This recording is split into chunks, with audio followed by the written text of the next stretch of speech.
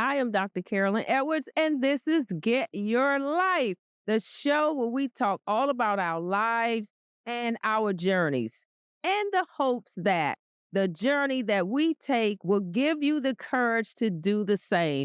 Today, I am here with LeShonne Liebman. She is an entrepreneur and she is amazing. She's going to tell her how she got her life. And that is what we're going to talk about, her businesses, her journey, and I hope you stay with us. Welcome, LeShonne. Thank you for having me. Oh, thank you for coming. I just want y'all to know that my guest that was supposed to come on didn't come today. So LeShonne was ready. And I tell people, if you stay ready, you don't have to get ready. So she is ready. And I want you to tell us, LeShonne, tell us a little bit about your businesses, the names of your businesses, where your businesses are located. So I'm here to promote the Hotspot Studio. Okay. And we're located in Miami Gardens, Florida, 19401 Northwest 27th Avenue. Okay. And I also own a tropical smoothie cafe, and that's located right next door to the Hotspot Studio. All right. So tell us all about the Hotspot. What is happening in the Hotspot? So at the Hotspot Studio, that's a place where you can come create, relax, and just unwind from a stressful day. Mm-hmm. We offer pottery painting, candle making, succulent gardens, canvas painting, mosaic tiles, slime, soap making, scrubs, all kind of workshops and classes. Okay, so tell me what gave you the vision to create something creative? And also, that goes way back. That's okay. We got a little bit of time. Tell us about the way. So in elementary school, Okay. I was into all the arts. I started with dance from 3. And then in maybe like 2nd grade, I got chosen to go to gifted for art and music. Okay. So I did art for a year. Mm-hmm. And then I changed over to music. I played the violin for 6 years, maybe. Wow. Okay. So when I went to high school, in my mind, playing the violin wasn't cool. So I always stuck with dance. So I was in Performing and Visual Arts Center at Miami Northwestern. Wow. So dancing, trying to figure it out. Right. I'm going to be. Right. All of that. Right. So when I was 12, my dad got into a car accident and he was paralyzed. So I took care of him at the house right up until the time I went to college. Wow. So he said, because I took good care of him, I'll be a good nurse. Yeah. Right. So it took its turns, twists and turns. So when I went to college, I first declared my major as nursing. Nursing, yes. I did not be a nurse. So I went to business management. Okay. Yeah, after some research, whatever. Oh, you could do good as an accountant, blah, blah, blah. Right. Yeah. So it was minor in accounting, majored in business management. Awesome. Yeah. So fast forward, came back home. I went to Hampton University. All right. Okay, now, I went to Howard. Are we going to go through this real HU? Are we going HU? We're going to go for both of them. Love it. Yes. So when I came back home, they wanted you to have experience. I majored in business. Right. Couldn't find there. So then that's how I got to the police department, looking for a stable. Yes, a job. And the parents kind of push you to find something stable where you can have a paycheck and some benefits. Exactly. They do. Because I went through all twists and turns. I wanted to go to the military. Right. My mom said, no, you going to college. Okay. Being a good girl. All right, I guess I'm going to college. Yes. So. But my son is in that same position now. He's getting ready to go off to college and he really doesn't know what he wants to do. So he asked me and his dad yesterday, "What do you think I'm good at?" Because I'm asking him, "Son, like, what do you like to do? I will hope that you do something you like to do." And the funny thing is, when I went to Howard, I wanted to major because, as you can see, I can talk now. Yes, yes, Wanted yes. to major in something where I can talk and be expressive. And I too was creative, and I write books and I wrote stories and little plays, nothing that I published back then, but I also had a creative side. So I said I was going to major in communication so I can do what I'm doing now. And he says, "You're not going to spend my money in that." And so I ended up going into the business school also, and I did computers. The funny thing is, when I graduated, I was a programmer and I was stuck. At that time, they didn't have like security and things like that on PC. So you had to be in a vault where everything was secure. Well, I hated it. And I was always sneaking out to go talk to people. So I do feel like it evolves. I do feel like you have to try some other things. Like you figure out what you like and then you figure out what you don't like. Like you said, I'm not going to be a good nurse, and then you went into the police academy. So how long did you stay as a police officer? So I like that. I stayed there for 27 years. Oh, awesome. What was it about being in the on a police force that you like? Like you said earlier, you have to try some different things to know what you like and don't like. Mm-hmm. So in the county, my first job was like a payroll specialist at Ryder Truck Rental. I hated that. I don't like to be confined. Me either. So I'm sitting at the desk, bored. I would have to go to the bathroom like 59 times. Because it's only because, like, I have to sit there. I want to get out. You want to get out. I would go to the bathroom and I would walk around the building. Yes. And, I would say, I had a couple of friends that I could say hi. Me too. And it wasn't for me. It wasn't good. And the funny thing is I was able to get a new job before they fired me. I was like, I'm going to get fired. I stayed in the hall. I hated it. So it's not bad. So I'm telling my son, you're going to go through a process. It's not bad that you say, I hate stuff, because who wants a nurse that hates their job? Like that would be the worst nurse ever. You may mess up some people's benefits. They're like, so I don't see anything that's wrong with that. You have to try and see. So you spent the time in the police force. When was the time when? So I knew I would like that. I was a police explorer in middle school. Okay. But during that time, with the same department, Mm-hmm. they had a height requirement. I'm 5'2". Wow. So, they change because they need people. So, yeah. So at that time, in my mind, okay, I can't be a police officer. Right. So I looked at all kind of stuff. Like I took the ASVAB because I wanted to go, so I'm going to go. And then I'm like, I want to be a pilot. But Right. they tell you have to have 20/20 vision. Oh, and you didn't have 20. I didn't have, I wore glasses since Right. 12. Wow. But yeah, you gotta try stuff. Don't be scared to learn new things. Go over here. That's not your field. Then try. Be open to doing something different, Right.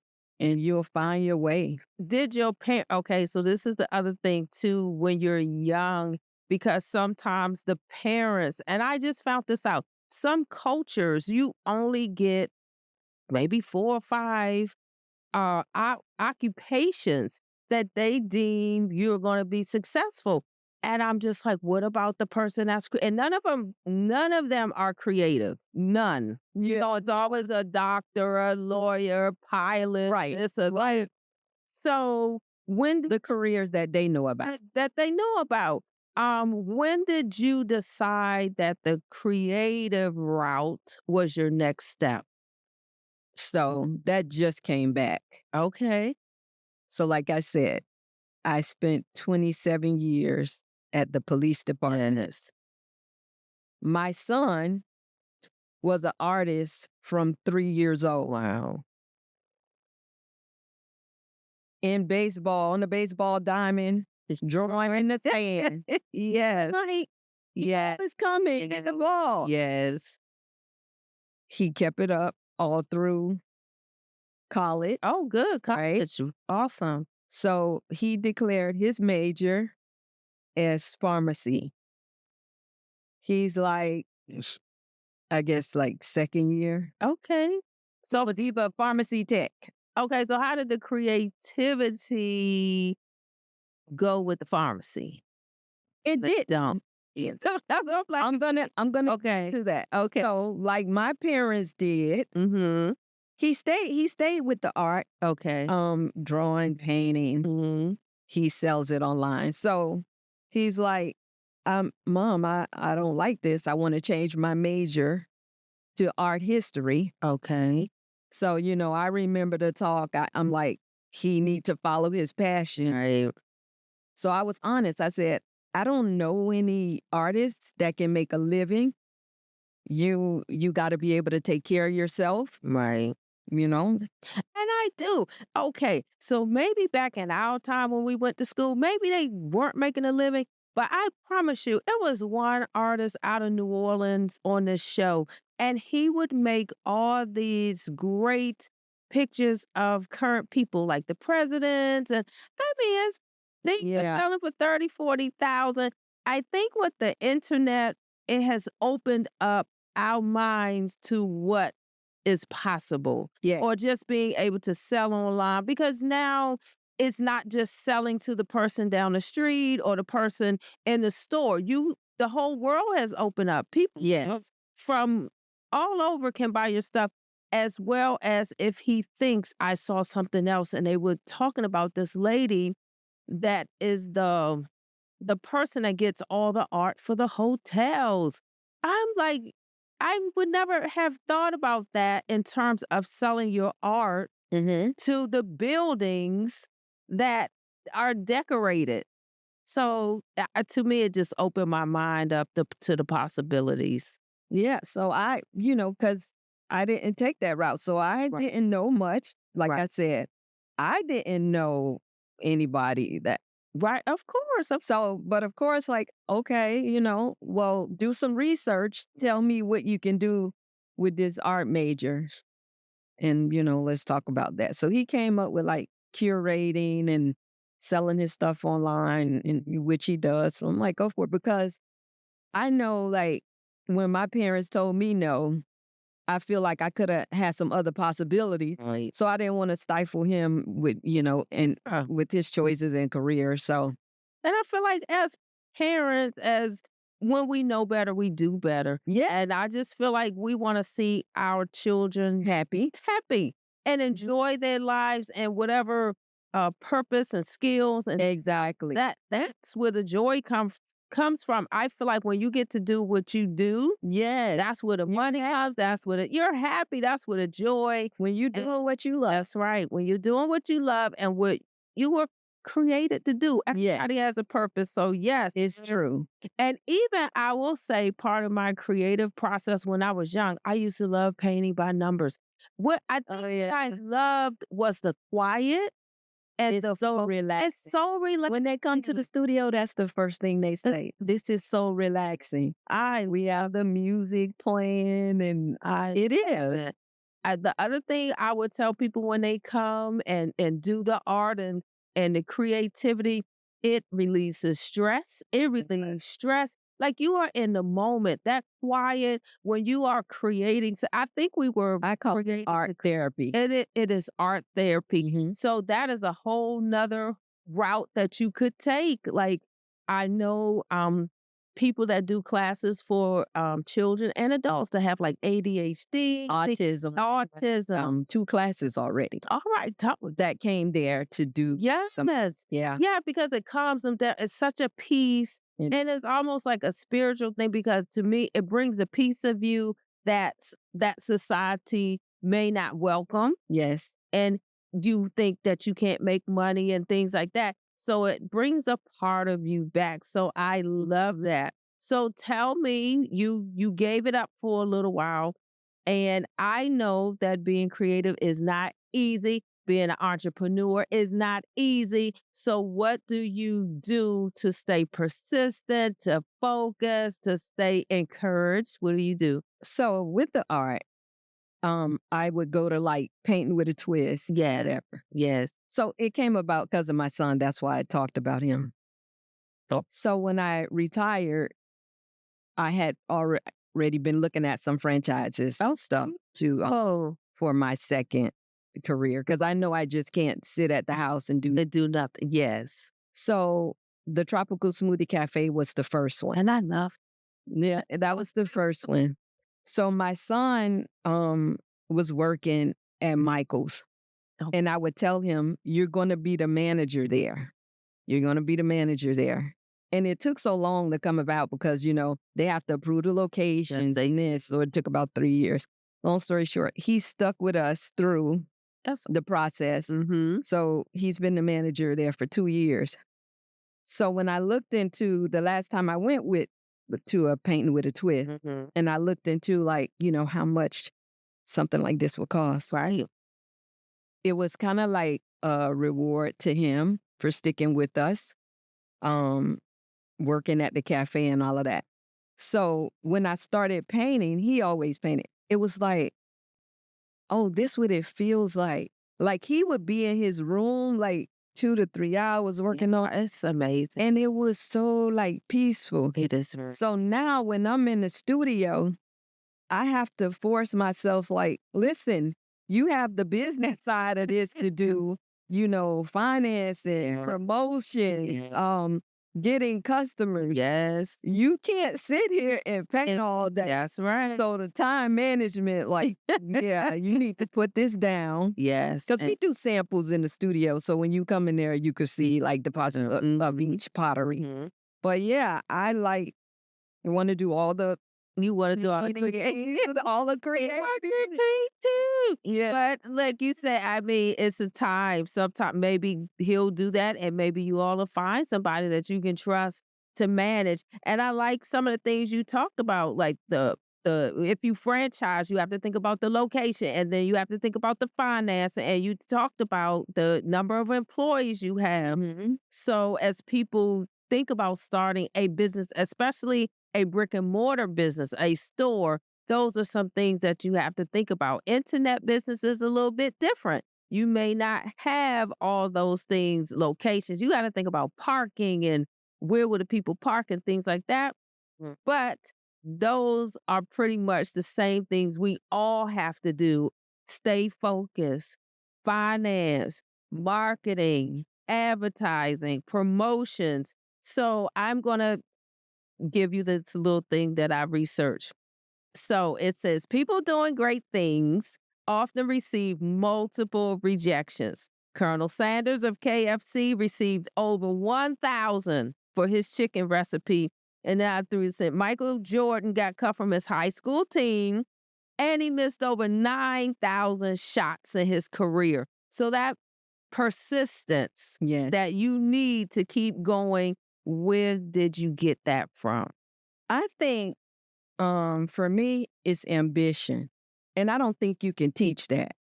It's like once I put my mind to something, I do research it first. What's the chances of success? But it's like once I put my mind to something I want to do, then I'm going to make sure it happens. All right. In my mind, failing is not an option. Right. You can pivot, and do some stuff differently, a spinoff or something, but it's the ambition that keeps me going. And I tell people sometimes people will ask, like, where does this positivity, where does this ambition?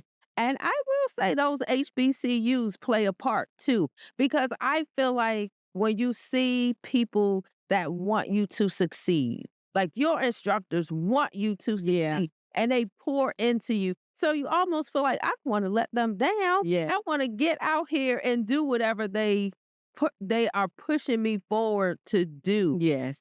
So are there any times where you felt unsure and you wanted to give up? And before you answer, And the reason I ask this question is because social media makes it seem like everything is always roses and happy, and we only get the pictures of everybody doing well. So, did you ever have a time where you wanted to give up? You said it took 3 years for the franchise. Did you ever lose hope? Well, like I said, so by that point, financially, you so deep in, You not give up. you're not gonna give up. I gotta see this thing through. Yes. Um, yeah, it was not an It's option. not. Yes, and I agree. And you going back to the business type, a franchise, they have a cost of entry. Just to have their name on your building, you pay for that. Mhm. So I understand what you said. I never thought about you're so deep. The thing about it is, a lot of stuff you don't have to figure out, like Okay. the way to operate, because they've done that for you. You're paying for their knowledge Yes. and for them to guide you Yes. the process. Yes. But financially, it's all you. Yeah. Yes. So you come with the money and they come with the know-how. Hmm. And they're smart enough too, because like you said, they know locations. They know the business. They know what kind of traffic they need to see, foot traffic, cars, and what other places Yeah. are around. So like you said, that is something that you would pay a lot of money to have someone to do. But like you can help them too because with me being police officer, I worked in certain areas. So it was areas that they said that were not their target area Hmm. that we were able to be like, oh, I want to meet with the president because this is a good area. And he actually came and looked at the Oh, area. great. But then there's other stuff you have to consider too, like, okay, this place is not like in the rent budget. Like Oh, they're yeah. gonna charge you too much rent. Yes. They want you to be successful because you're successful, they're successful. Like they get royalties. So Yes. they want you to Yes. And my other thought would be you don't want to put a business where the income of the people that live in the area, they're not going to pay for. they do the research for all that. Right, right. So I'm thinking as you went forward, is that why you chose a an established business, a franchise versus doing it Yeah. yourself? Okay. Yes. Yes. Yeah. Chances of success are greater. Yes, they are. Mhm. Yes, they are. And I think At the time, it was one of the fastest growing franchises. wow, okay. We just got one down my area. And I can tell you that they have a good product because I used to drive from my house and go 2 cities over to get my tropical Oh, smoothie. nice. Oh yeah. So they actually know what they are doing. So if you had so let's say if someone came to you and asked you some questions about going into something creative. Okay, so you have tropical smoothie, but then the hot spot, that's not a franchise. It is. It is. Wow, I never heard It is. that. Oh, They've been franchising for 2 years now. wow. So we're the first one in the Tri County area. Wow, okay. Hmm. They are. Oh, They've been franchising for 2 years. wow. See, you taught me something I didn't know. I had never heard of the hot spot. I thought that was your baby. And then you had one franchise and one not franchise. So you gonna kind of let one flow and Yeah, what happened was like I was saying earlier, I looked up painting with a twist yes. and then this came up. Oh, And once I started reading up on this, they offer so many more crafts than just right, painting. right, right. And I'm like, oh yeah, I got all I love too because like everyone doesn't want to paint on canvas. I like that you have plant little you call them succulent. garden. I like that. And then the slime, like who does that? Candle And making. candle making because you have a little bit for everybody. Yeah. And I like that too. I have never physically gone to a painting with a twist per se, but I have done like little painting things, painting parties and stuff. Yeah. But I do feel like that would be more open and you will have more people that will want to do different things. So, and repeat customers because I may paint a canvas this week. I may want to do something there. Exactly, exactly. I want to get back to the point where you said you offered for the owner to come down. And I was listening to a podcast with the lady from Shark Tank, and I can't think of her name. But what she said is one of the things that women don't do is they don't continue to ask.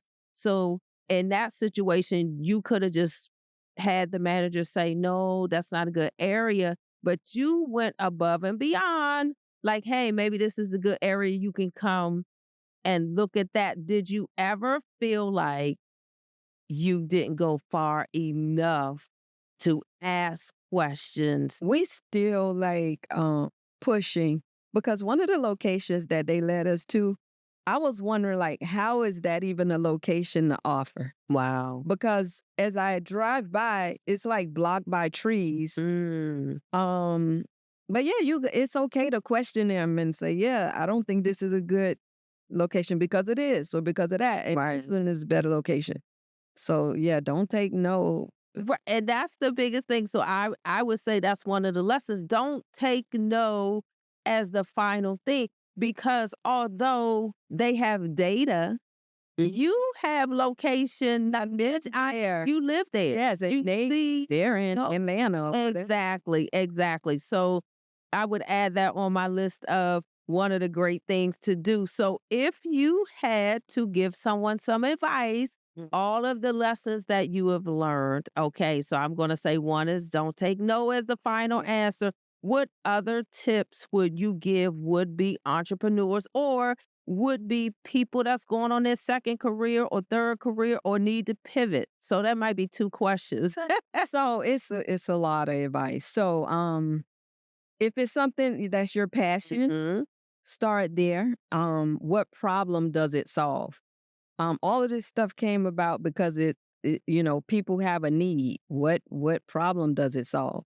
Okay, hold that. What problem did the hot spot in the tropical smoothie solve? So people want to relax when they leave work. Yes. They want to find something to do on the weekend, Yeah. a place to celebrate with Yeah. family, bring people together.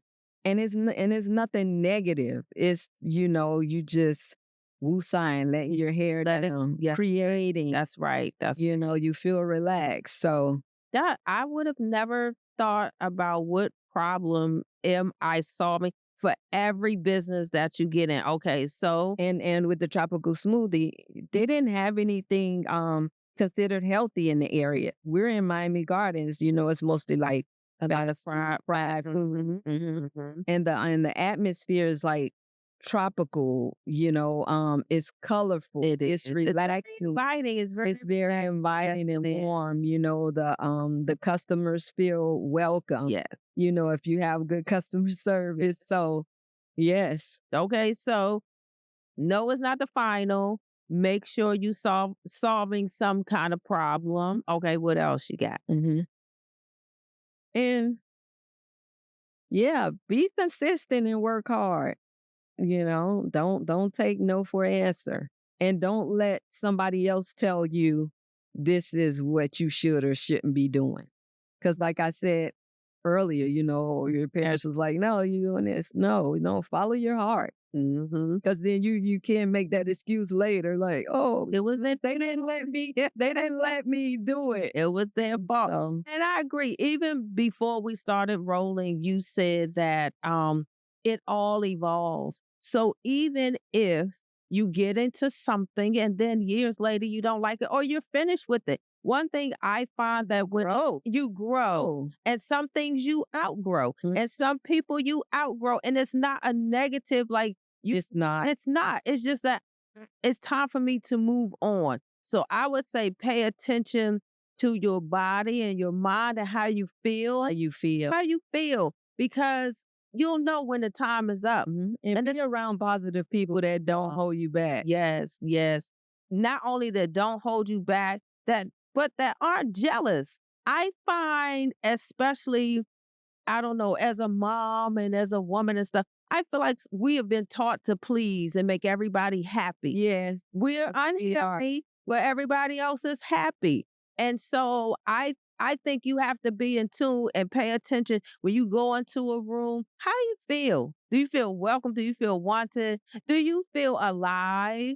Do you feel drained? Do you feel like they like you? Do you Yeah. feel that they're jealous of you? I mean, a lot of those things is energy with And it. accept the truth. And accept the truth. Accept the truth. Those people don't like me. And sometimes it And might it's be your your family. Yeah, and it's okay. You know, accept it and Yeah. handle accordingly. You know? Exactly, exactly. So I love that you said that, and I feel like when people hear us say that, it gives them permission to know that it's okay. It It's doesn't make okay. you a bad person. No. You're not gonna like everybody. Everybody's not gonna like And you. they're not bad people. They're just not for you. They're not on And the they're same. maybe not for you at that time anymore. Yes, because you could have outgrown them. They could have outgrown you. Yes, They it's could okay. be going in a different direction. Right. They don't have the That's same right. path. That's right. And that's okay. I think And at the same time. at the same time, and you may circle back. Right.